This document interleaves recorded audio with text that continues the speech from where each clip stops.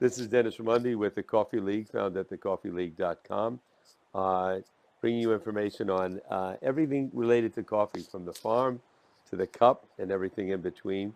And I do a lot of visiting to cafes. My wife and I been to 300 cafes in the last few months doing research for my podcast here. And every once in a while, I meet a barista. I meet many great baristas, but someone who really stands out and catches my attention, and I can tell is passionate about what they do and is very knowledgeable. And that was the case with when I went to Chicago's new and first brick and mortar Stumptown, which they opened up recently, and a wonderful place and a wonderful barista there, Dave Meneses, and he is the senior lead at Stumptown and heading up the new brick and mortar cafe in Chicago. Dave, thank you so very much for taking the time to come on with me today. Thanks for having me, Dennis. I'm really excited to be here. Well, one of the things that caught my attention with you, Dave, was your enthusiasm and passion for what you're doing. How did you get into coffee? How did it start for you? I think like a lot of people, I started drinking coffee because I needed caffeine in college. Uh-huh. I drank sweet flavored things in high school and stuff, but really like when I had to get work done, I said, well, I know people stay awake and do real work when they drink coffee. I think every movie you ever watch with a businessman in it, he's stressed out drinking a cup of coffee trying to get his work done. I was like, if it works for them, it should work for me. So that's where I started drinking coffee. But then over the years, after working in coffee, I learned to love it for other reasons besides just the fact that it woke me up. And do you remember the first time you had a really good experience with specialty coffee? I do. It was actually at Intelligentsia in Chicago. Mm-hmm. I visited their flagship store they had on Broadway in Lakeview. And because my friends knew I drank coffee, they said, oh, we got coffee. Like, we don't need to go to a good chain place. It was just a really great spot in the city. So we went and visited, and I was like, oh, they were right. This is very incredible coffee. Mm-hmm. So yeah, that's the real time. It was like an eye-opener that coffee could be more than just a caffeine vehicle. Right. I have to say, and this relates to where you're working now, the first time I had that type of experience was my daughter was living in Portland, Oregon. I don't know if it was 2004, 2005, something like that. And I always liked coffee, but she took me to the Ace Hotel, and we went to the Stumptown in the Ace Hotel in somewhere near downtown Portland, Oregon. And man, I just thought, wow. And I think I went back every day that I visited, at least once, That's sometimes awesome. twice, and then developed a real interest in finding the best cafes I could find and the best coffee. And my wife's from Sweden, and I spent a lot of time in Scandinavia as well, and have had some great coffee there, and have met some terrific people like Tim Wendelbo in Norway, and Joanna Alm in Stockholm, all of whom are part of the series I'm doing now. And but let's get back to Stumptown in Chicago. What brought you there? Yeah. So actually, I've worked at several cafes Mm-hmm. since I learned to love coffee. One of them was I worked for Intelligentsia for a while. Mm-hmm. But I had heard through the grapevine and friends who had worked for Stumptown that they were opening a brick and mortar store back home in Chicago. I was previously living in LA. So when I heard that, I was excited. I said, this is another great coffee company. And there was a role that I was really excited to try and be a part of. So I said, well, I have a job, but an interview would never hurt. I can always see, because who knows if I'll get it or not. Because I knew the coffee was great. Luckily in LA, there's a Stumptown there, so I got to visit there often. And whenever I'd been to a different city that has it, I've always had a good experience. The New Orleans Cafe is incredible. Several of the other ones I've been to. Yeah, when I heard that this spot was opening here in the city and that there was like more of a leadership role available, I got excited and I applied for it. So And who were you working for at the time in LA? in LA, I was actually working with Intelligentsia. So you're working with Intelligentsia. They have a big place there. I've been there many times. And then but you interviewed with Stumptown. You got the job with them. What were they looking for when they interviewed you? I'm just curious, especially to head up a new store in a very important city. What kind of stuff were they asking you and they looking for somebody to take that position that you took? Totally. I think there's three things that I gathered talking to them that they were looking for.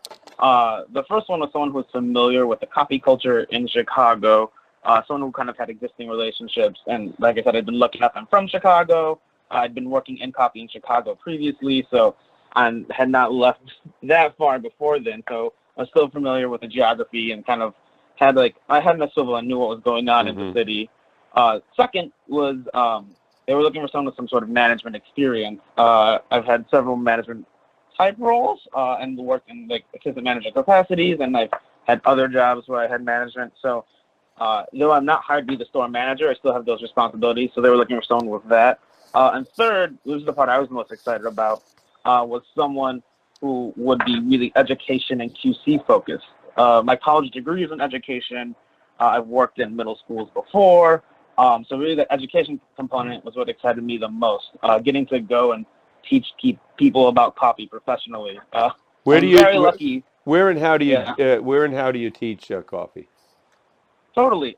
So in Chicago, we're pretty unique about that, where a lot of our other cafes, like in Portland or even in Los Angeles, they have designated training spaces, where here in Chicago, before we opened, we did a bunch of training before we had people even in the door. Our friends over at Steamboat opened up their space and let us do a lot of training in there before our cafe was even ready to work on.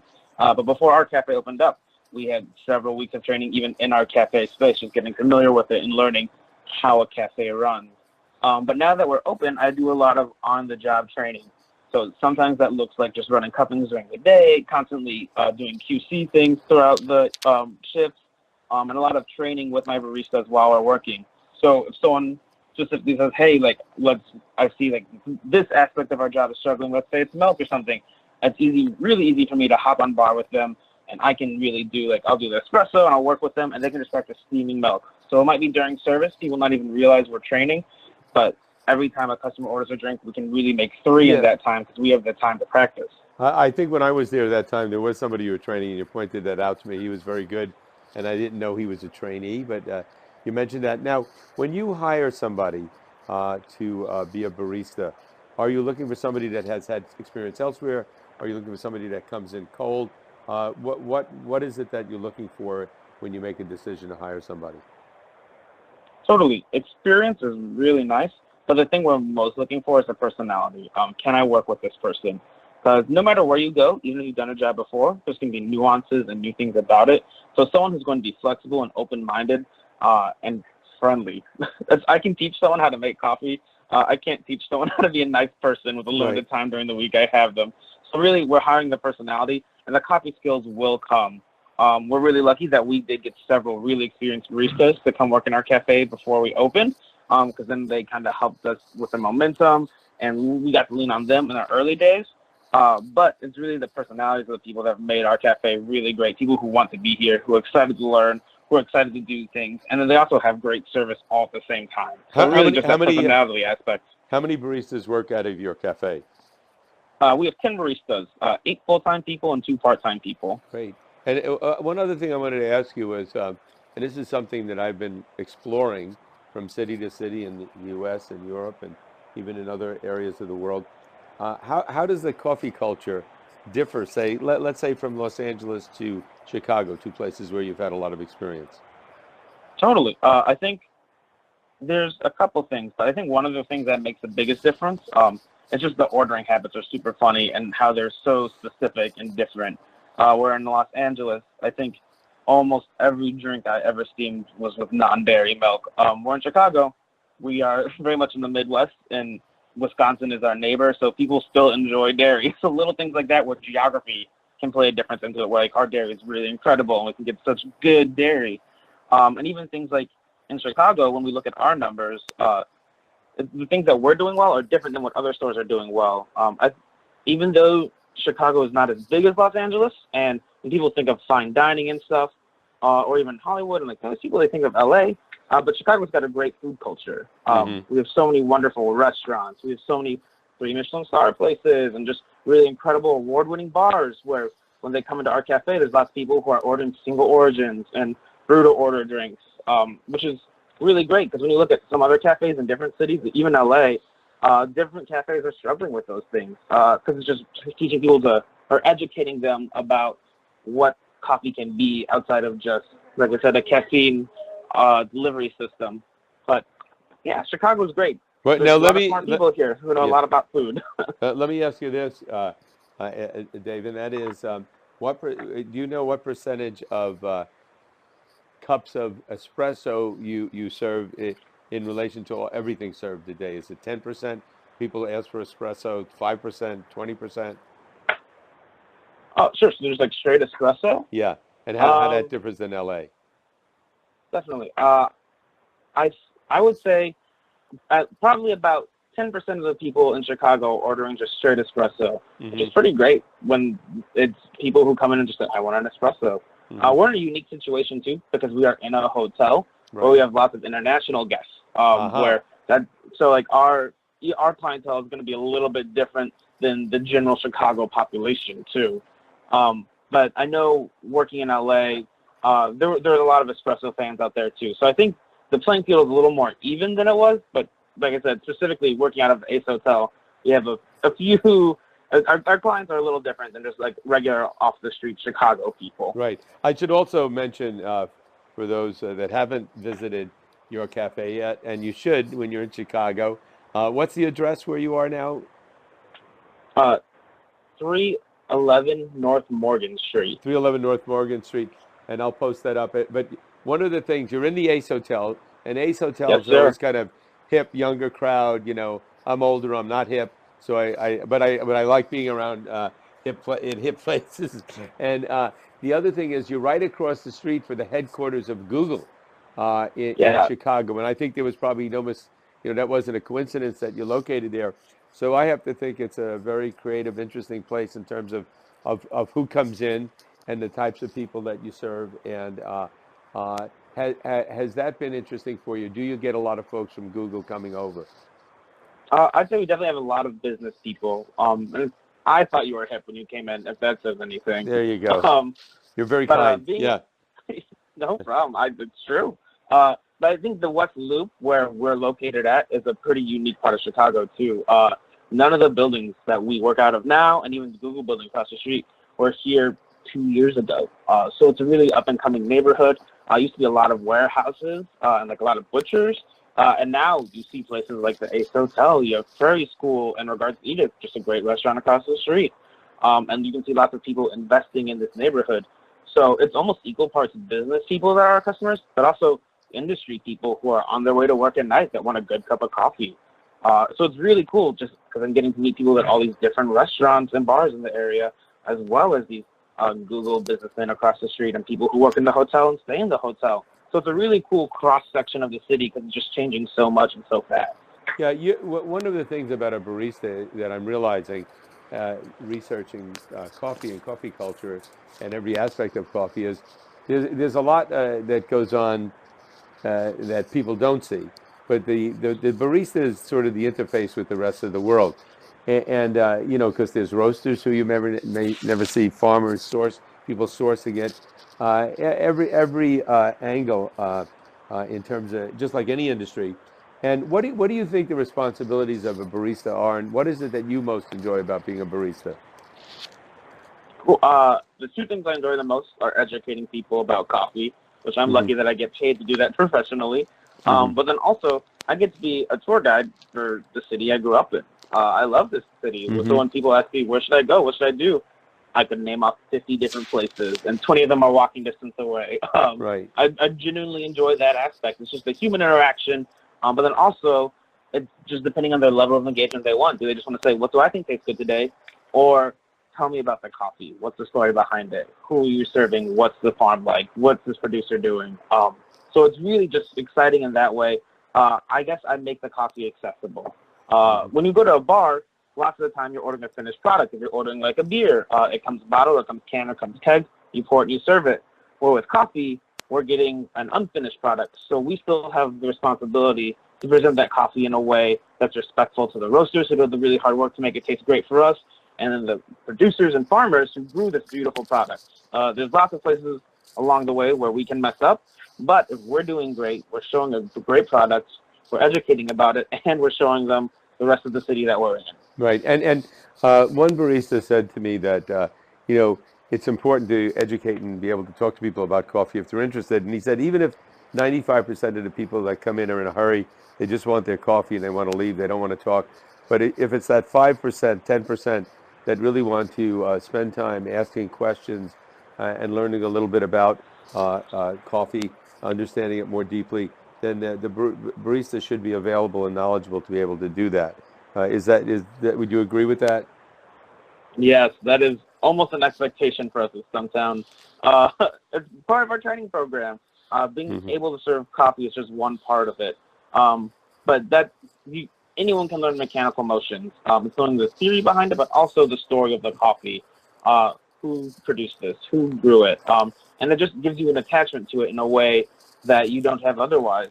And so, yeah, education is just a huge part, both for the baristas, but also their job to educate the general public and all our customers. One thing that we're seeing in coffee is consolidation. In other words, Pete's, I think, bought Stumptown and Intelligentsia. But I noticed they're still both great places, but very distinct in how they run things.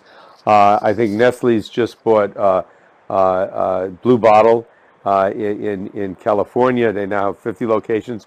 Are you concerned, or is there a problem when there's when a company goes from small and independent to very large? I think it's just a success story. Someone saw what we were doing and they wanted to invest in it. They were excited for the work that we were doing, and it's giving us more access to just more financial flexibility and freedom. We can now offer better levels of insurance for our employees. We can invest more back at origin and figure out ways that we can help them grow better. And even things like that are really behind the scenes we don't think about, shipping times from across the ocean. Now, instead of having to rent one box on one ship, because we have access to these different things, we can get things so much faster. So it's really helping improve quality. So I think everything's a mixed bag, but I'm genuinely excited, and I can say things are going well because now we have this financial freedom to do really cool things and invest in a lot of other areas where if you're just worried about paying the rent every month, that's your focus. Yeah, it's interesting. I interviewed Peter Giuliano, who's one of the owners of Counterculture out of Durham, North Carolina, and also now on the board of the Specialty Coffee Association for America and Europe. And that was what he said at Counterculture. They were very careful about quality. But as more money comes in, as the company grows, it actually gives you more flexibility and more quality control. As long as I would think they allow the creative people that started it to continue to run it as they see it, only in this case with more resources. Talk to us a little bit about what we're seeing more and more in third wave coffee shops like yours, or specialty coffee shops, is pour over. I have a Chemex. I make, I go to a cafe every morning. This is my routine, or every afternoon, or late morning, and then I do a Chemex. I do a pour over in the afternoon. And at night, I have the strange habit of drinking coffee before I go to bed. I use an AeroPress, so I try everything. How popular is pour over, whether it's a V60 or a Chemex or whatever, these days? And when people do pour over, are they looking for a different type of coffee experience than when they get an espresso? That's a super good question, and I think there's a couple different answers to it. One thing that's been great is that people who genuinely order pour overs are excited about getting a single origin, or they really trust their baristas. And these are people who want to know what's going on. They don't mind waiting the 4 or 5 minutes that it might take to make a brew specifically for them, because they're knowing that if everything's going perfect on the barista side, the intentionality is there, the attention to detail, and it's going to be just an excellent cup of coffee. But I think another cool thing that's been happening industry-wide is kind of the shift back and the focus on really good batch brew coffee. That's one thing that at home I make pour overs all the time. I use the Chemex whenever I have people over. If I'm by myself, I use a colita to brew just maybe 12 ounces at a time. But here at work, we have really great equipment. We use Curtis brewers, where I can program the individual pulses, so I can know how much water is going in every time. I can control the flow rate. There's a really great bypass feature in it too. So it kind of takes out the room for error that a human can make when you have really good, well-maintained, clean equipment too. So it's this weird dichotomy where like neither one at this point is better than the other. Right. Just, I feel like pour-overs can highlight a different aspect of the process. Right. Batch brews are great and can taste incredible. And one of my favorite coffees I've had at Stumptown since I've been working here, the Inherito Bourbon, is like maybe the best batch brew I've had in my life. It was just such a good batch brew coffee on the Curtis, and that was something that's brewing so much at one time, almost 2,000 grams of coffee at once, where compared to the 22 grams we're doing at a time for individual pour over. So it's just really cool.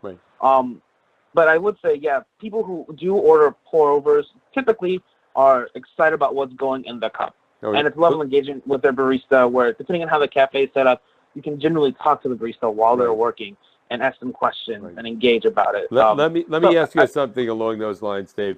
And that is, let's say there's somebody listening here, and they go to a cafe, every day or a few times a week, and they get an espresso or a cappuccino or whatever they might get, made with a wonderful espresso machine.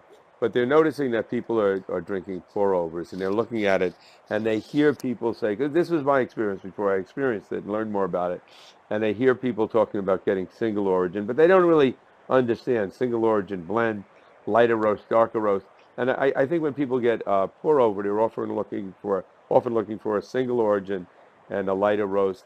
And tell us about all that. If you were explaining to somebody, this is why you might consider trying a pour-over or a lighter roast, what would you say to them? Definitely. I think offering pour-overs can highlight an incredible part of the menu that sometimes gets passed over. This way, instead of committing to a $23, $25 bag of a really beautiful light roasted Ethiopian coffee that's going to be super floral and fruity, which might not be everyone's cup of tea, using that metaphor. But it's a way to make it accessible, which is one cup at a time. It reduces that price range and makes it accessible to them. So that way, if you really love dark chocolate, but you want to try something different and want some variety, I think ordering the single origin or the pour-over is a great option. Or if you know that you love Colombian coffees, but you haven't tried a Rwandan, and you see it's an offering for that day, it just lets you have another experience that you wouldn't otherwise. It's definitely a way to experiment more. And I love that we can offer so many coffees as a pour-over using our mod bar system every day. Yeah, and generally with a pour-over, do they usually not use milk or almond milk or any type of added product, that they just drink the coffee black? Totally. And a lot of people ask me, should I add anything to this? And my answer is always, try it first and add what you think you need. Because there's not a wrong way to drink coffee. Good answer. It's the way that you enjoy it the most. But I'd say try it first. You wouldn't get a great steak from a restaurant and then put a bunch of ketchup on it without trying it. I think that's the exact same thing. If you enjoy it the way with milk, do it. Whatever makes you love that coffee the most. Right. And I think along those lines, my understanding is when one goes for a lighter roast, one is seeking out the taste of the individual beans from whatever origin they're coming, whatever farm in Colombia or Kenya or wherever else, and that as opposed to sometimes when it's a darker roast, the emphasis is a little bit more on the taste of the roast itself. And both entail a lot of artistry on the part of the barista and the roaster and all to get that all just right. And there's a real range of experiences you can have with coffee. And like you said, I don't think one's good or better, or it just depends upon your like. But I would encourage people to try some new things, because you might be surprised at what you like and what you don't like.